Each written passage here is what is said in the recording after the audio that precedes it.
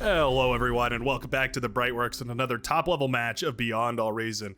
We're joined by the Viking Santa himself here, representing the red team on Coombe Valley's western side here, Pro Randy. Gonna be spawning as an Armada commander right up on the front lines here on the northern face, the northern front, the northern slope, if you will. Candy cane strewn all across the map here, I am noticing. Noticed that in a couple of games. I guess that's part of the Christmas update. I wonder if that's like slightly imbalanced, not but 1 or 0.0001% imbalanced towards one team or another. Anyway, representing the blue team here, spawning on the other side of the map as a Cortex commander. Got that Rudolph the Red Nose and a bright backpack on. I guess that's just the regular Cortex backpack, but it kind of looks Christmassy. It's going to be Ryko. AFF Ryko. Not sure what the AFF stands for. Maybe they'll leave a comment down below. Let me know what AFF, their clan tag, stands for here. But Ryko going to be the blue team leader here, spawning on the hillside here in the northern front, right up against Pro Gain, who's up on the hill over there. Flocka going to be going up against Pro Randy, so that's going to be an interesting matchup to keep our eyes on. We also have R Baron here on the southern hillside, going to be going up against Scavenger Defense AI coming in from Pirates of the Caribbean, I suppose. And we also have Spreezy here on the low ground mirrored across from Randy. Going to be going up against 8v8D, otherwise known as 8D. Boy, this lobby is stacked full of skill. We have 51 and 51, both on top of the leaderboards. Then it drops down to 41 for the red team and 48 for the blue. Lowest skill player on both teams, 22 and 23. Even the lowest skill player pretty high up there, huh? These are the kind of lobbies that you should be intimidated to join in on. This is definitely where all the pros are hanging out at, and oftentimes it leads to some pretty interesting chat, so I'm sure there'll be a lot to read right there in case there's no action on the screen. There's probably plenty of drama you can catch up on. I try to keep my nose out of it just in case, you know, it's distracting. I only have so much APM to commentate. Barstar D Gun. Yeah, that's a complicated name full of pronunciations. Barstar D Gun, or Barstard underscore gun. Gonna be pushing pretty far forward. Pushing very far forward here, actually. This is cheeky. Could certainly get some sort of an effect. The question is whether pushing this far forward and not claiming any of the metal extractors is gonna be worth more in the long run than claiming the metal extractors slowly but surely here. He does have a constructor moving forward to capture these, so I do quite like that, and we also have units being pumped out to protect it, so as long as these are coming up eventually, I think it's going to be fine here, but it is a little bit of a different way of playing. This is much more stock standard, what Ural's going for here. You go for the metal extractor, you go for the LOT, and then you build some of your base far forward here around this other metal extractor. Allows you to build on a little bit flatter terrain here. Makes it a little bit easier to hold the center ground if all of your buildings are sort of coordinated in the same area. This grunt is running rampant in the backline right now. 8v8D found a killer opening and is now going to be able to snipe 1, 2, and probably 3, maybe even 4 metal extractors right here. We might be able to kill the constructor even. Oh, that is annoying. Constructor going to start reclaiming immediately, so nicely done by Spree Easy. And we are, is it Spree Easy? There's 3 E's. It's actually Spree Easy. Okay, last time. Yeah, gonna be, well, forced to rebuild all these metal extractors. Quite a pain. 50 metal per metal extractor, so it's not exactly cheap. You're down about 150 metal at this point. And this grunt still is not done. Still getting tremendous value out here, although it is focusing on the blitz rather than the metal extractors, and it will go down right there. A little bit of an APM underflow, but I'm sure it can be explained by exactly this. 8v8D pushing pretty far forward on the front lines right here. Gof almost got himself sniped in a transport right there. That was very, very close. Commanders did trade out over here. Wouldn't mind seeing a D-gun to clear up some of these wreckages. Okay, Pyrotech and a D-gun them instead. Not bad. Gof still got a little bit of metal, probably a couple hundred, 300-400 out of all the wreckage, but not the end of the world here. And Pyrotech did manage to, at the very least, deny a lot of that from going into the hands of the red team. Very, very nicely done.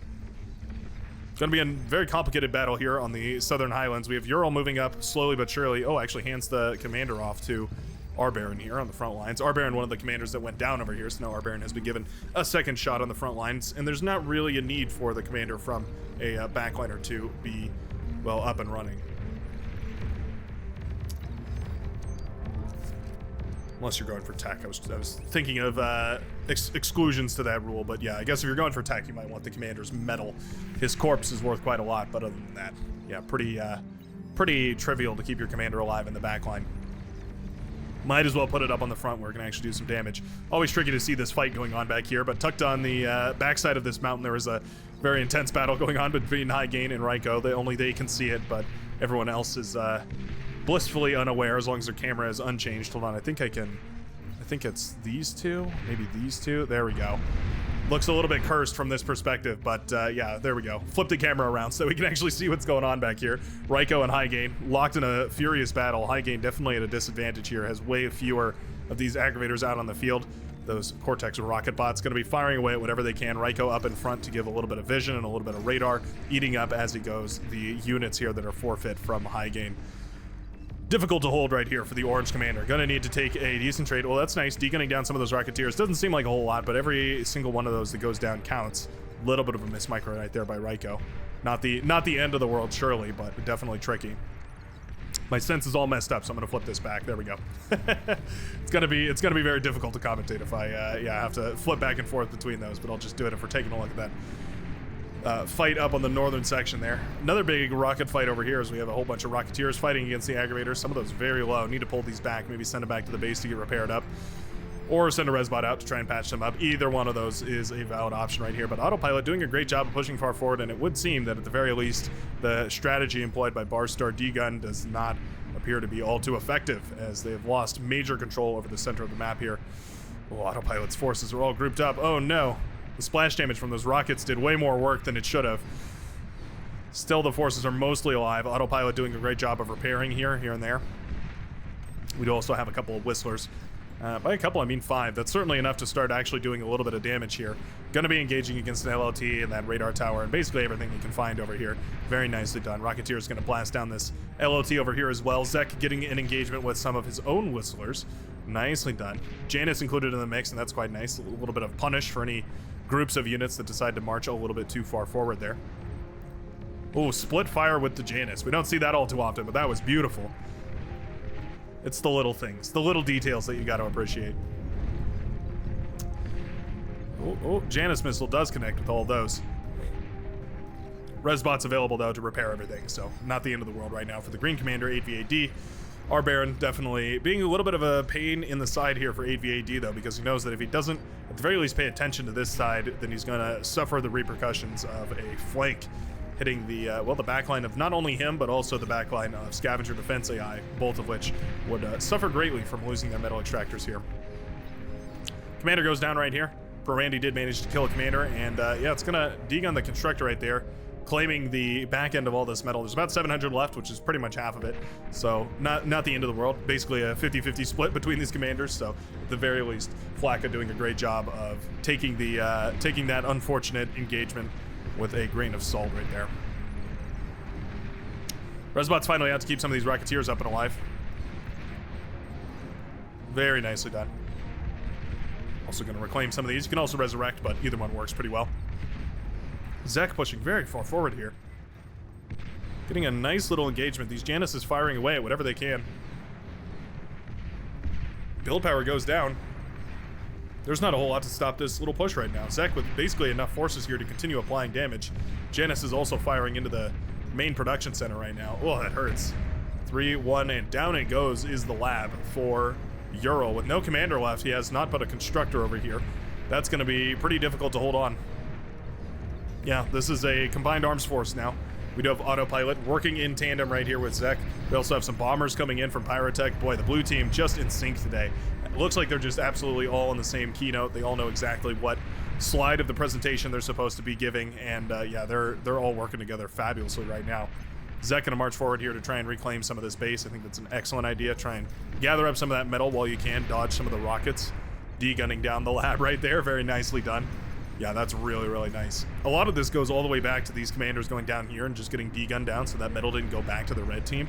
Otherwise, if that had gone back, this probably would have looked a whole lot different. There would have been 3 times as many forces out for the red team here in the middle of the map. It would have been way, way different of a match, but you can see the blue team just doing an excellent job of keeping their fights controlled, making sure that the reclaim fields are under their control as much as possible anyways, and managing to eat them all up as soon as possible. There are some red spots here. I'd love to see these trying to resurrect any of these Rocketeers here. Just try and put this army back together. Wouldn't be the end of the world. Could certainly do some nice damage.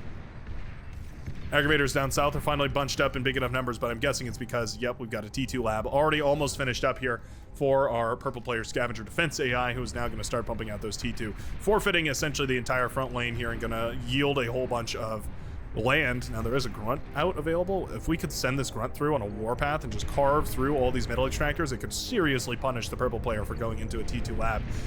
But it's not the case here, and obviously the purple player, or rather the yellow player, not exactly entirely aware. Doesn't have perfect map vision like we do. AD also got to be very comfortable now that this area has been mopped up and there's no forces here to hold this. So going to be able to apply multi-dimensional pressure here. That sounds fancy, doesn't it? Multi-dimensional pressure to Spree Easy, who's going to be, slowly but surely whittled down. There's also a heavy laser tower over here. I have a stark disdain for the heavy laser tower, but you know, it has its purpose, and here its purpose is essentially as a deterrent, and I think it's probably served its purpose. It has definitely deterred the forces in light pink here from pushing in all too much further. A little bit of a downed grunt over here, tried to push a little too far forward, found a light laser tower for its service. There we go. Grunt does march forward and is actually going to find all these metal extractors over here. Nicely done. Yeah, it's going to get 1, 2, 3, 4, 5, 6 metal extractors, maybe even more, as it just carves across the face of this. Yeah, that's a huge oversight right there. Green player didn't realize that was completely unprotected. Single LLT over here would have stopped that, by the way, but it's just one of those things that's a lot easier to see in retrospect and easily lost in the heat of battle over here. This grunt still on a warpath. Oh, keep going. You're a hero. You're a bronze chevron hero. Well, either way, battle up on this northern side. Let me flip the camera around so we can take a proper look at it. Still just T1. Aggravators versus aggravators here. Looks like High Gain has gone into T2 as well as, High Gain as well as Ryko have both gone into T2 here. Talk about a mirror matchup. Both of them know exactly the other timing. They know exactly when they should be pushing forward. Love to see High Gain try and capture this metal extractor. That'd be quite nice. But basically both of these players saying, nope, we're not going to play this at T1 anymore. We're going to complicate things a little and go into T2. We're going to open up spy bots. We're going to open up that long-range artillery. We're going to open up those amphibious bombs. All that fun Cortex shenaniganery. Whoa, this T1's getting devastated right here by these Mauser. Can't believe I forgot the name of the Mauser. One of my favorite units of all time. An absolute powerhouse. So losing all that ground, bit of a pain, but it is going to be recuperated here by a T2 transition. We don't have T2 on the front line right now, actually, for the blue team. Whoa. Yeah, we're way behind for T2 on the front line. These two should have been upgraded to T2 metal extractors. Actually, looks like, okay, we do have a T2 constructor working for autopilot, but for the time being, yeah, no T2 constructor has been handed out to Zek yet. You know, I say that as I'm staring at one directly in the face. Okay, we're getting there. We're a little bit behind schedule, I think. Yeah, T2 has already been up and running for a while in the backline here for the red team. This is slowly but surely going to be a disadvantage for the blue team. They're losing that positional advantage in favor of going for a team-wide tech-up transition, but I think, yeah, if we go for, if both teams manage a tech transition at the same time, it's basically going to even out this entire game once more. Autopilot's commander lurking in the depths right here. Is there no radar? Oh, there's no radar on the map. Hold on. Oh, there is radar. Commander, oh, okay. We do see the commander dot right there. Gotta be very careful. Uh-oh. Uh-oh. Whoa. Commander almost managing to take out 2 armies with its explosion. Nicely done by those players, realizing this was actually a commander there and not losing all of their armies to the one commander lurking in the fog of war. Very close call. Tons of Twitchers all out all over the place here. They threw up a couple of light laser towers, twin guards rather. Not going to be very effective, especially against these T2 siege units here. Finally, some Fiends are coming in to try and help save the day. We do have T2 Fiends rolling out from 8v8D, the green player, sending those Fiends across. We also have some Bombers coming across the face here. Okay, not the end of the world. Yeah, Bomber's going to be quite nice, actually. Medium mines. Going to be more than enough to damage all those kill all those T1 units, as well as scuff up pretty badly those T2 units. Can even kill them if the T2 units step directly on them. Bombers coming in from an egregious angle, going to try and cleave apart some of this T1 trash that's being sacrificed over here. Really, I think it's time we take the T2 back, or the T1 back, and we just eat it all up and turn it into T2 reinforcements. Probably going to be a more efficient way of spending the metal here. T2 lab coming up, as well as some T2 defenses. Little bit of a choice decision to go for 2 at the same time, or go for, well, full T2 as well as the T2 static defense. Typically want to focus one or the other here. Our Baron has won this low ground over here, using that T2 transition that he got off. However, little bit of termite shenanigans up on the high ground here. Yeah, Twitcher, pumping out termites. When's the last time you've seen that? I feel like we never see that. The hounds are very popular, and the recluses were very popular, but we don't see these termites used all too often, but here they are. One of them blasting away over here. Oh, it's actually getting a tremendous amount of damage. The SPPOOD.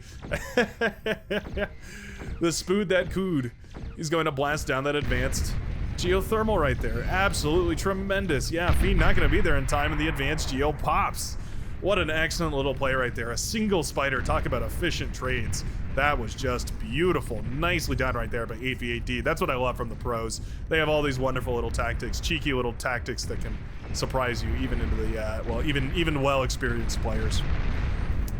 Persecutor over here, being besieged, doesn't have vision of these Mausers that were firing away over here. There's a radar jammer over there, so no shot that it was going to be able to fire back at them, and that is a little unfortunate because that was one of the key defenses holding this middle section. Wow, there's no mercy there. Those Mauser are reducing it to atoms. Shreds of what it once was. Shreds of the former glory of that T2 static defense over here. Fiends granting the vision that the Sheldon need. Once you get those Sheldon into big enough numbers, they're sort of almost like the sharpshooter. That's a weird comparison. That's a very strange comparison, and I acknowledge that. But they can function similarly to the sharpshooter in the sense that once you get them into enough numbers, and you can just start up these really unstoppable slow pushes where they can just waterfall down any opponent that gets a little too close to them. We're starting to get there up here. Certainly T1 is going to melt to this many Sheldon here, 11 Sheldon. Once we get any higher than that, though, yeah, it's going to start to even take a toll on any of those heavier hitting units. Gotta be so careful standing on these landmines. Oh, that makes me nervous. So nervous seeing friendly units standing on friendly landmines. Same over here. You built these huge minefields, but it might come back to haunt you as some of your units die on top of them. Very difficult to deal with. At this point, this is also a very interesting, well, very potent composition right now for the red player. We've got lightning tanks moving forward with Mausers in the back for fire support. This is essentially the T2 equivalent in vehicles to the welder sharpshooter push right here. You've got the anti-spam tanking units in the front here, the lightning tanks, and you've got the high damage output squishy backline of the Mausers, contributing equally a tremendous amount of damage right there. Nicely done, and it is going to basically be the end of Autopilot, who has a tremendous amount of solar panels in the back, producing loads and loads of energy, but basically no way of spending it. Loads of the production goes down over here. In fact, all the production goes down over here. Yeah, T2 Lab goes down. Advanced metal extractor goes down as well. I'm not sure where these lightning... Oh, they're trying to get that solar panel. That's pretty funny. Not able to find it. Scorpion is firing away over here. Oh, there it is. Scorpion turret, outranging the outranging the fire turrets here. The Dragon's Maw, not bad. Going to be able to do a little bit of damage over there. These rocket bots, though, have been so annoying for 8v8D, who's had this hill for such a long time and is now at the whim of those rocket bots, who can now just fire away at long range here. Very annoying to deal with those rocket bots. They're one of the great comeback mechanics. Those are, I believe, on the Beyond No Reason wiki listed as the actual Cortex equivalent to the sharpshooter, which is probably a fair comparison to make, but they function quite differently. So I would hesitate to call them equals. Just similar roles, different approaches to the role. They certainly have a lot of versatility on maps with high grounds like this, though, where you can fire the rockets up over the hill and onto the high ground, meaning that you can actually harass players that have otherwise a significant positional advantage over you. Commander goes down over here. Are we just sacrificing it for metal or something? It looks like it. Commander explosion over here. I'm not sure what could have killed it, so I'm guessing, I mean, maybe there's a big group of fiends or something. There's D-gun marks all over the place. Yeah, a battle happened here. What the hell happened here? Q Ant-Man, what the hell happened here? Either way, going to basically just be a... okay, going to resurrect the commander. I thought we were just going to eat it up. I don't think there's much of a point in holding on to it when you've got this big of an advantage right now. Being said, it is very difficult. Ooh, a little bombing run comes over. Okay. That's annoying. So far, it's not damaging, but it is pretty annoying. Build power has gone down here. Oh, we're at 95% right now on that. Yeah, that starts to burn pretty bad. Build power does go down for the economy right there for TX55, who's trying desperately to keep themselves in this game. We've got a fabulously greedy eco going on over here. We have loads of construction workers working on, or construction turrets working on economy in the backline over there, but I want to cut back to the action right now. Show you some of these tigers getting into a fight with the T1 and absolutely crushing it. Medium mines also probably putting in a decent amount of work over here. Yeah, not bad. Minefield's one of those very effective units, right? Like there's the tumbleweed, which can be ridiculously effective in the right circumstance. There's you know, things like the scuttle, things like EMP bombers, EMP spy bots, that sort of thing. The landmines are just one of those units that can get a ridiculously efficient trade on a lot of these units. The heavy mines capable of dealing with T3 with a ridiculous efficiency. Where's that mine layer at? So I can actually, oh well, now it's reduced to atoms. Faced with oblivion, the mine layer chose to become nothing but dust in the wind. Theoretical proverb aside, we do have a geothermal plant coming back up over here, but I'm not sure if that's ever going to work. We do have this little spy camera that was built over here, nicely granting vision for all these bots to fire away. That's got to be so annoying for AD. Not realizing why all of a sudden, yeah, all of his hard work is envisioned. That's tricky. Tricky to figure out and tricky to deal with. I think if I was 8v8D, I'd probably just work on sending a massive force to try and deal with this. We do have a geothermal rebuilt over here. It's not an advanced geo, though, just a regular one. Still efficient, but not quite as efficient. A bunch of fiends just push on through, though. They realize, wait a second, there's no units guarding this. Wait a second. Realizing that Spree Easy has gone for a little bit of a greedy build here, going for a little bit of eco on the back of this. Still a lot of T1 solar panels, by the way. Would love to see those eaten up. But yeah, the Fiend's just going to march on through, realizing, oh, wait, the spam is not accompanied by anything super significant. Razorbacks being pulled across over here. Those are full-blown T3 Alpha Chads, so they're going to be more than enough to clean up all of these Fiends. But they're a little bit slower than the Fiends. Well, actually, quite a bit slower than the Fiends, so it's going to be a measure of catching the Fiends while they can. Scorpion turret thrown up in the base right there. Nice little play by the Pink Commander, putting a Scorpion turret up to snipe that last one and can, of course, just eat that up. Might even be worth keeping it, though. Who's to say? Might be valuable enough to just keep it, just in case any other breakthroughs or units do come through. Oh, a couple of scuttles trying to roll on through, but that was sniffed out right there by our Baron. Nicely done. It is going to mean that the yellow commander is able to blow those apart, get them to prematurely detonate right there. If you tune in for the live streams, Tuesdays and Saturdays, by the way, you're always more than welcome to join in the lobbies and have some fun, regardless of skill level. It ends up turning into well, the last one ended up turning out pretty sad because there was quite a few excellent scuttle moments that I had that I absolutely floundered just by mismicroing them quite terribly. Super Heavy Mammoth's going to be pumped out now and trying to push across the line here. Pitbull's going to be decent for dealing with them, though. It'll burst them down eventually here. Pitbull's probably a little bit better against these heavy tanks.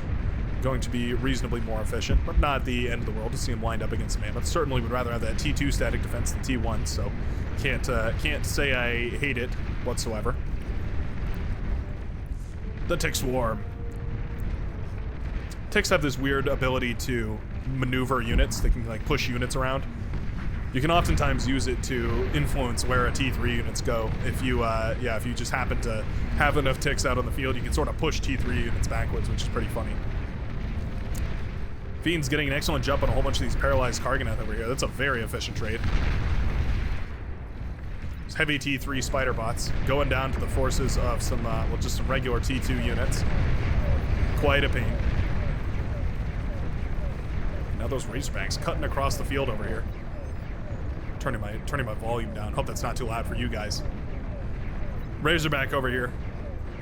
I mean, it's torn through all this defense. It's lost two of its brothers, and it will eventually go down. Man, those advanced exploiters, not to be messed with. Those things are seriously powerful.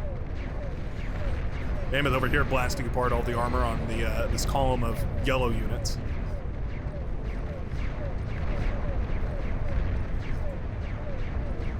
Go ahead and turn the sound down just a little bit.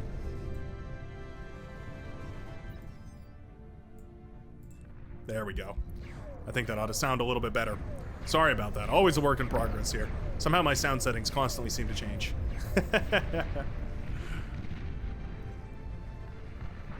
Yeah, these Razorbacks are going to be quite a problem. Eventually, they're going to be able to just vastly outtrade the T3. T2, rather.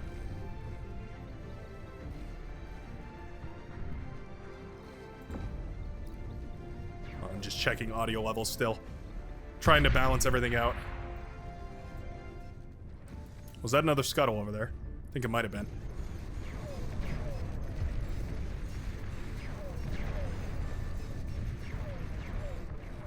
Trying to resurrect the static defenses over here is AD. Not bad. Trying, keyword. A couple of tactical nukes over here. Charged up and ready, but the Razorbacks do spy them. There's quite a lot of Razorbacks actually pushing through right now. Mammoth's definitely the answer to the Razorback. I've long asked that question, what is the Cortex answer to the Razorback, and it's the Mammoth. You have to have them in the right spot and in the right place and in the right time, though. And these ones, well, they're about as good as they could get. They shut down 2 of those Razorbacks, but there was a third one that managed to slip on by. And now the Razorbacks will retreat. Not after taking down those tactical nukes, though, and that will, at the very least, free up some of the pressure right here that was applied to the red commander. At least the build power did go down, so that's always nice. Is there an LRPC firing? I don't see one. I'd love to see LRPCs up on these hillsides. They can get a tremendous value if you put them up on the top of these hills. They can fire away for just miles and miles, and oftentimes you can snipe the build power of your opponents if you happen to know where their base is and where their build power is. Then usually people rebuild their build power in the same location, so if you snipe it once, you can almost always snipe it again. It's pretty funny.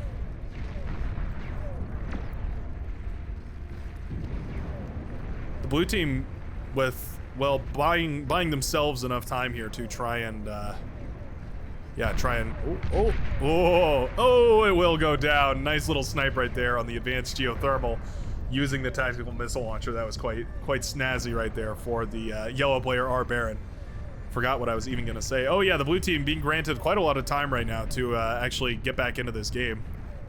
The forces are pulled now eventually, and Scavenger's defense AI is going to be recoiling against the oncoming fiends. Oh, set up a couple of landmines. It's about as much as those Twitchers are going to be able to do before they get overwhelmed, though. Sumo probably the right option for this, but you need quite a few of them. Otherwise, these units are just going to get back into the base, and there's nothing you can do about it. One fiend included with all these grunts going to be a significant source of damage per second, but now, yeah, the yellow player going to be running a whole bunch of forces directly into the back of the purple base, and there's not a whole lot that the purple player can do about it. These grunts going to be blasting apart this fusion reactor back here. Oh, and, well, themselves, apparently. There we go. Put them on a big old surround, and they're going to do tremendously more damage right now. No need to lose them all, though, but I guess it's fine as more and more forces run up the ramp right now, and suddenly the southern side is won for the yellow player on the red team. Vanguard out and available for the red player, correctly pointed out by Pyrotech, or might have been Flock over there. Discovering the Vanguard, and it won't take much to realize that that's what's firing across the map at you. It's a very distinct caliber of shell that collides with your units with maximum force.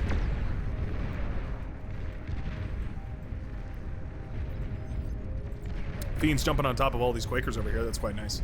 It's actually a very efficient trade. I like it. Also taking down the radar jammer, which is always nice. Yeah, nice little catch right there by the Fiends here from Flakka. Sorry, from Zek. I'm getting these two confused. Their colors are so similar to my eye that they, yeah, don't end up... I keep conflating them. Either way, Fiends jumping on top of a whole lot of this army right now. This is actually getting dangerously close. There's a Persecutor over here, I guess, to try and help with this. Oh, keep moving. Keep moving and grooving. Oh, Fiends stopped for just a moment, but I think it was all the time that the pink player is going to need in order to defend this. That being said, a lot of heavy tanks to follow up here, and that's quite nice. Oftentimes, it's one of the things that we see players lack is actually any sort of follow-up to any aggression, so they'll break through a front line with a whole bunch of Fiends, but then they won't actually have any heavy-hitting tanks or anything like that ready to move through and continue the aggression over here. This time, it looks like we certainly have enough, as more and more Fiends keep leaking on through into the crevasses of the base, as well as these heavy tanks. Plenty of pings going down all over the place. Looks like, yeah, an apocalypse was started up here by Spreezy. Looks like Ural crying out in vain for some units here. T2 has started up. We have a whole bunch of T1 spam coming up as well. Not quite going to cut it against the T3, though. That being said, T3 is mostly in the hands of the red team right now. Basically no T3 available for the blue, surprisingly enough. Southern side has crumbled completely, by the way.